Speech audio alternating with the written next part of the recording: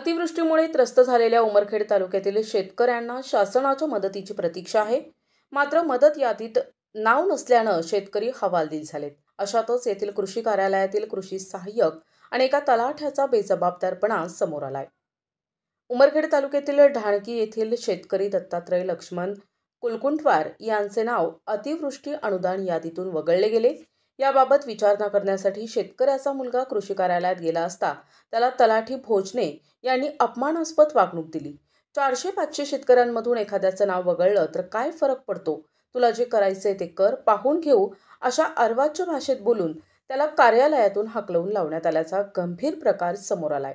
या घटनेचा video viral झाल्यानंतर बेजबाबदार तलाठ्यावर कारवाई करण्याची मागणी तीव्र झाली आहे.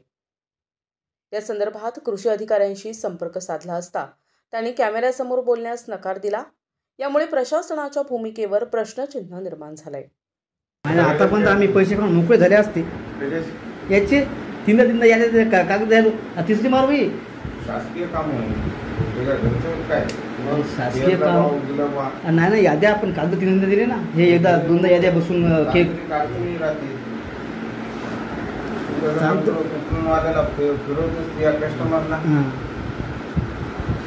नाही आपण तीनदा दिले ना.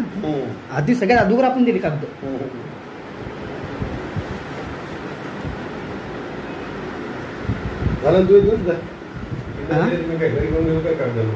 नाही नावच काढून टाका. 400-500 जण एखादं नाव काढलं तर काही फरक नसते पडत. तिथं उत्तर देत आपल्याला कर द्यायला काय करायचं.